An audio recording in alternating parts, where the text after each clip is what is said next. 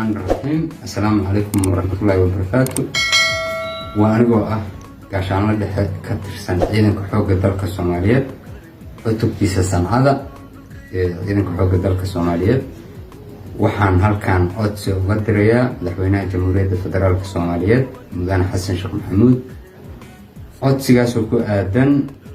شاقة كفريسين أما شاقة إنان كبحو مدن مدحوينة يو اكسلنسي حسن شيخ محمود وحان كا عدسانيا سي شرف لكا عدسانيا إن aan shaqadan adiga ruqsayso shaqadan ciidanka xoogga dalka Soomaaliyeed waqti dheer ayaan soo hayay muddo gaaraysa ilaa 16 sano hadda waxaan rabaa intaan dalka iyo dadka u soo shaqayn karo oo soo shaqeeyay si sharaf leh inaan uga fariisto waayo waayahan dambe ciidanka xoogga dalka Soomaaliyeed anagu juhdi badan baan ku soo bixinay waqti badan baan naga soo galay dhiig iyo dhacaan oo soo daadinay